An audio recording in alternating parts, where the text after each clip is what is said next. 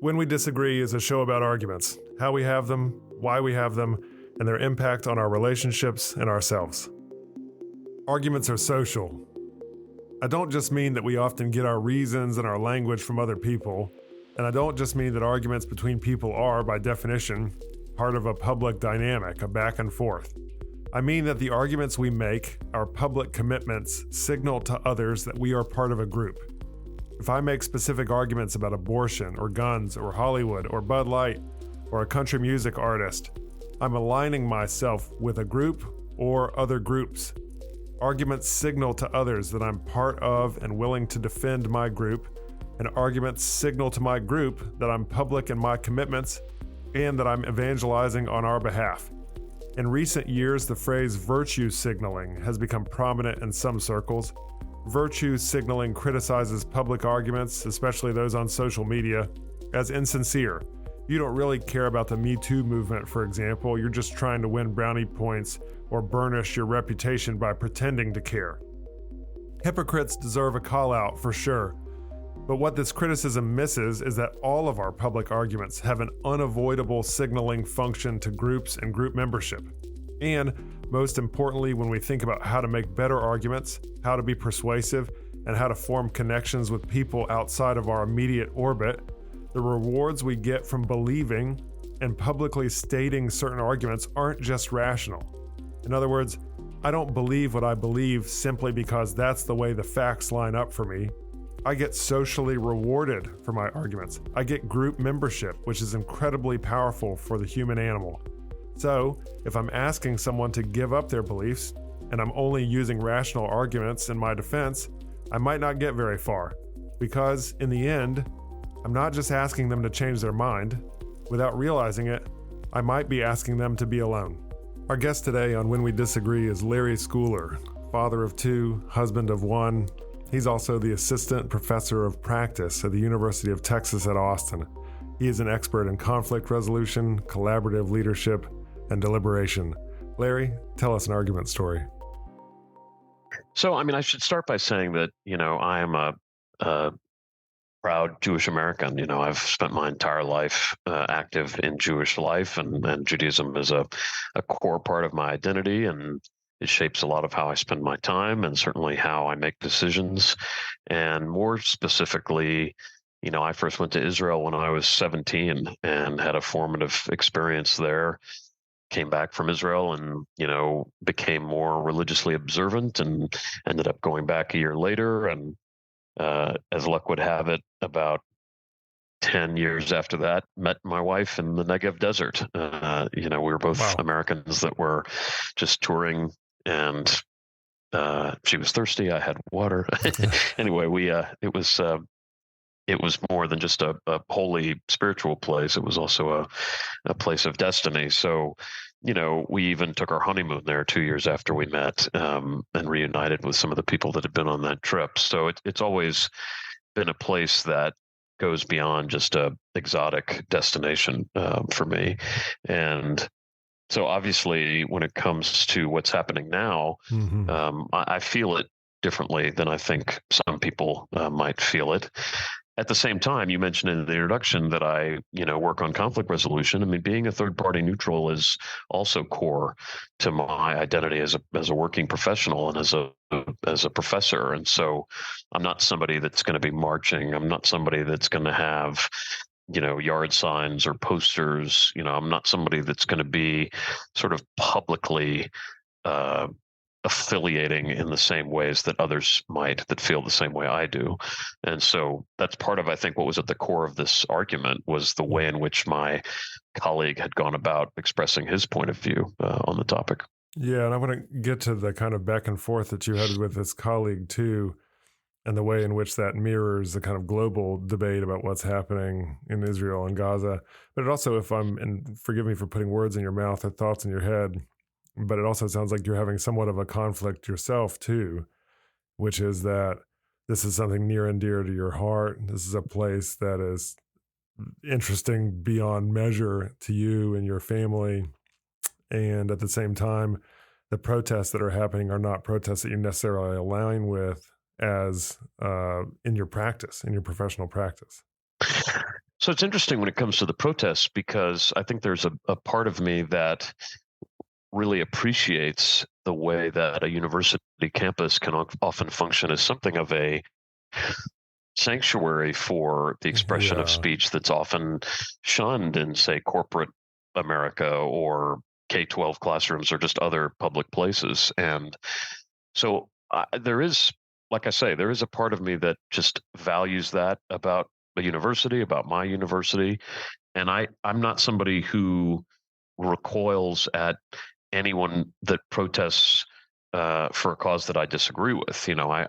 I'm very much a fan of philosophers who talk about how important it is to have, you know, views that you disagree with come to the fore and be able to reckon with them, not just, snuff them out.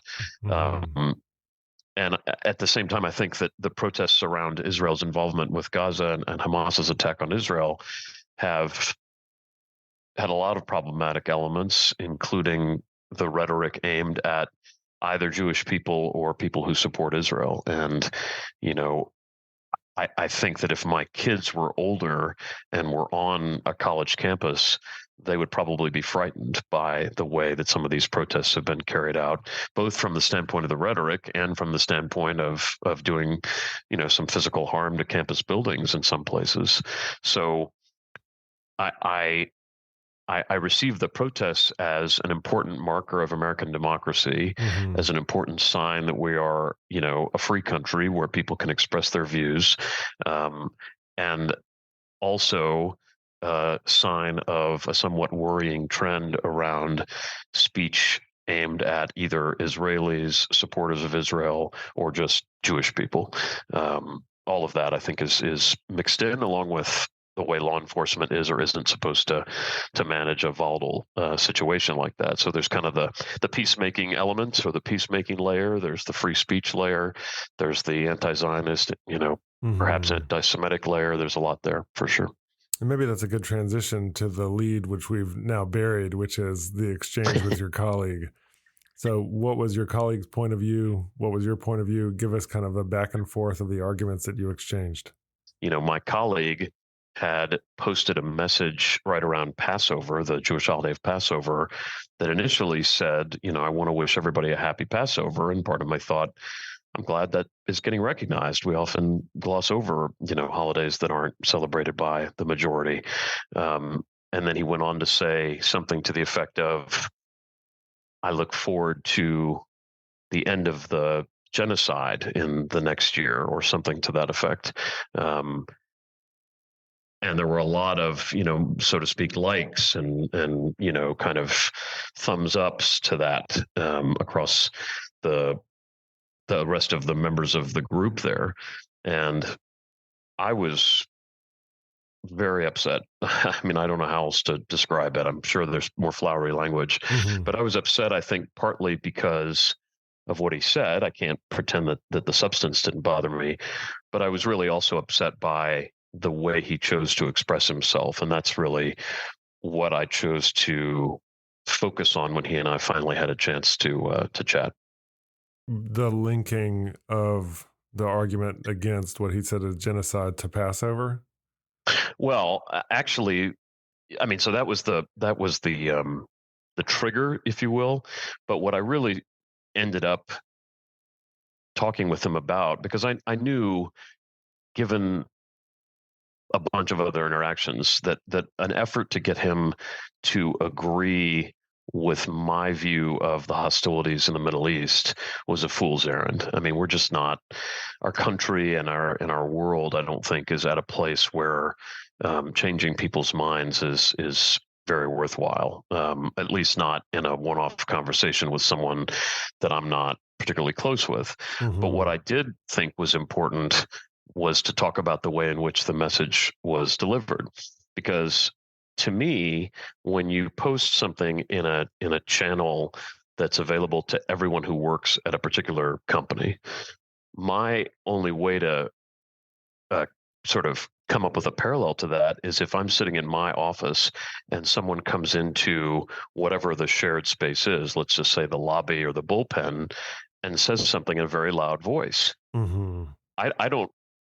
I want to come to the office to do my work, not to discuss somebody's political persuasion. And I wouldn't myself, run into the middle of the office and say, something in any way, unrelated to the work that we do. I might say, like, I'm having a baby or something, but I wouldn't say I support such and such, because that's just, for me, that's not an appropriate space for that kind of thing to happen, where I, as the spectator, become an unwitting participant in that. Now, if he were out on the street holding a sign and yelling something like that, then I would say that's his constitutional right, and he should keep on doing it.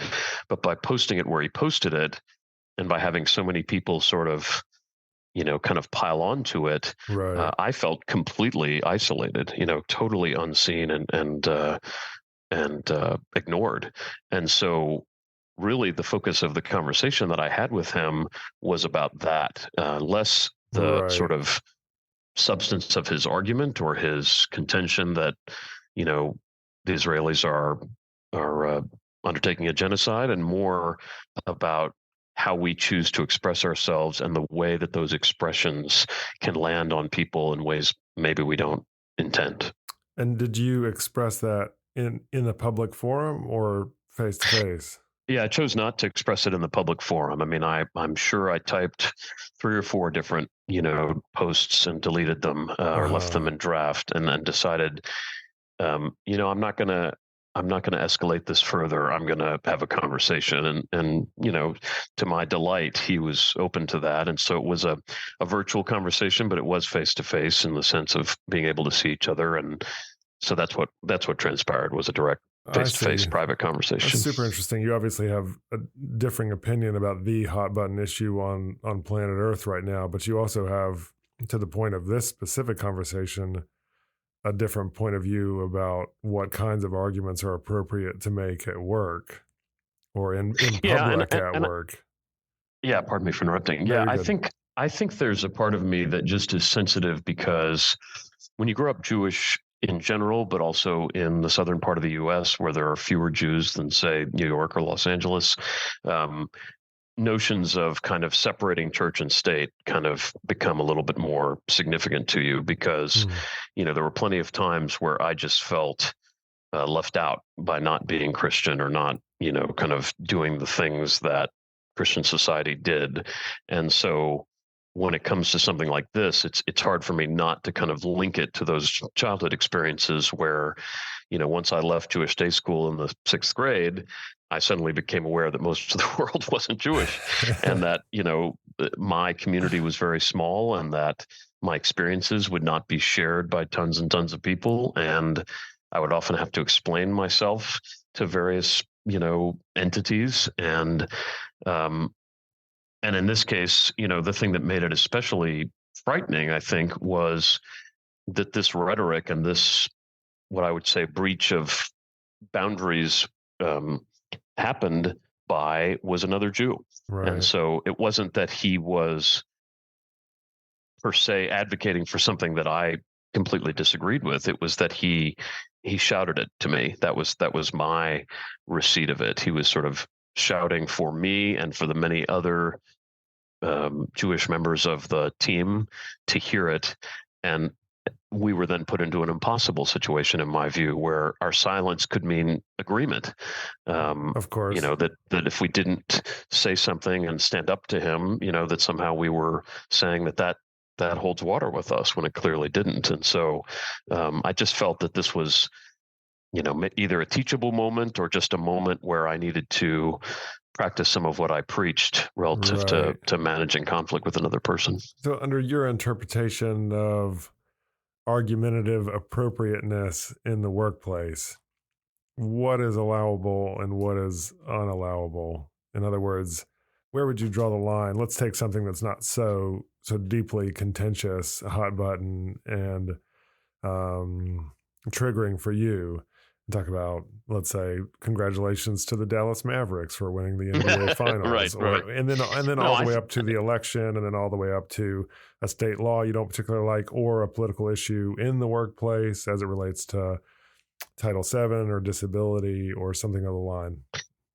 Well, I hate to sort of lean too heavily on the golden rule, as they call it, do unto others as you would want done unto you. But I mean, to me, you mentioned sports in particular. I mean, I have a good time with that in my, in the couple of organizations where I work. I enjoy either getting razzed or razzing people when my Sure. team, defeats their team and so on. Um, when I hear something that makes me uncomfortable because it represents a a statement that I think is divisive, that isn't unifying, that doesn't align with what it is that we're there to do, um, that's when I get concerned, and I'm reluctant to say, well, you can never say anything quote unquote political because frankly the entirety of our existence I think has become political. You could make some comment about rooting for the Mavericks being political because of Mark Cuban's political leanings or Right. something, so I don't think we can. I personally think it's very risky to go to a place of saying don't say anything political because everyone can become a beholder in identifying what that is. But I think it's helpful to ask yourself before you say something in a public setting, um, what would someone who disagreed with this think and feel if they heard me say this? And I think it's really important to remind ourselves that just because I'm typing it and not saying it directly to someone's face, it could still have the same effect as if someone walked right up and said it in my face or blurted it out in an all team meeting where we were all sitting around the same table. Um, and so I guess my answer to your question is less sort of topical and sort of like only, sports, no religion, no politics, and more, you know, how do I express myself in a way that either is consistent with what this company or this organization is about as an organization, which usually has a mission and vision and values, and or won't alienate people with whom I'm expected to collaborate, because in most workplaces, collaboration is expected. And I'm sure it's not hard to imagine what it does to someone's willingness to collaborate when they hear someone else say something that is offensive or just really problematic to them. And like I said, I mean, I think we're living in a world where the range of things that can have that impact is very vast. And so there's some people who could come back and say, I guess you're telling me never to say anything about anything. And I guess my response to that would be, I don't think so. I think what I'm saying is recognize how your words will land and either accept that risk or um, moderate them in a way that gets some of what you want to say across without um, risking Yeah. alienation. I have some questions about your kind of Dr. Larry Schooler's interpretation of workplace appropriateness. And we'll come back to that in a second, but I want to make sure that Sure. your colleague with whom you were disagreeing is on the record here too. So you come in and you say, what you said offended me. I also didn't particularly like that you said it in a way that was unaccountable and public at the same time, which is kind of doubly irritating. And so here I am to kind of bury the hatchet, as it were. And so here's what I think. The specific thing you said I didn't like because of X, Y, and Z. Also, here's my interpretation of what I think is allowable, not allowable at work. And I would appreciate you golden ruling things before you spoke again. What did the person say in return? Well, they thanked me for talking to them, which Oh, really is why I think I feel at peace here talking to you about it. Um, Partly based on the fact that nothing changed in terms of his convictions. It's not as if he was cutting and pasting a slogan from somewhere. He felt in his heart and yeah. was undertaking, if I remember correctly, a Passover Seder service at the protests that he attended. Um, so his point of view was not something he came by to jump on anybody's bandwagon, and so it was really kind of, I don't want to say gratifying, but it was sort of comforting to know that we both felt strongly and that neither of us, I think, was going to try to convince the other that the other person was wrong. He didn't attempt to convince me of anything in Israel that I vehemently disagreed with, Right. and I didn't him. And I also think that it illuminated a set of impacts from his comment that he wouldn't have necessarily known about. And I did it in a way that didn't embarrass him, and it didn't embarrass me. Um, and so I think that his reaction partly was to explain a little bit about who he is and what his background is, and how he comes by the position that he's taking, but also to sort of see me and honor that I come from a similar background and have a very different perspective to which I'm entitled. Let me ask you one last question. I'm getting two versions of you in this conversation that I'm interested in hearing you kind of tease out. Sure. First is there is a part of you that is a true believer. You feel very strongly in causes. You have very specific religious and political commitments. And in some cases, you've dedicated your life, your family to the pursuit of those commitments. And then there was another part of you that is keen on collaboration and appropriateness and the proper venue for the expression of those beliefs. And that comes across a little bit when we talked about protests earlier, and it certainly comes across in your workplace philosophy of communication and in this interaction. Given those two sides, why was it important in this circumstance for this person to see you and hear you? That's interesting. Well, I mean, it's interesting the way you characterize the two in me, because I guess the way I see myself is a person of principle who live principles, but not necessarily someone who is trying to encourage others to do the same. I mean, Yeah. other than my own children, for perhaps, I don't see myself as a crusader for a particular cause or an activist for a particular cause, the way I may have once, when I was much younger, but I don't anymore. And that's partly because I've chosen a profession that, I think really demands a certain amount of neutrality, and I've chosen to practice largely in public spaces like community conversations and so on. And so I've just been very careful in how I express any of my own personal views, so as to enable me to continue to do that kind of work. But I think that from the standpoint of the question around why act in this moment, I think what you've identified is kind of that collision between the part of me that was infuriated that someone would say this about something that I care so deeply about, and the real fear that that statement in that setting could tear apart the organization that he and I were both a part of. And organizations have certainly split apart for less. Obviously, businesses or nonprofits can dissolve for any number of reasons that have nothing to do with politics or external kinds of factors like that. And I think it'd be hyperbole for me to say that I thought that his one comment was going to bring the company down or something, uh, but there had been a lot of consternation amongst several people that I spoke with just around the way that this was being managed overall.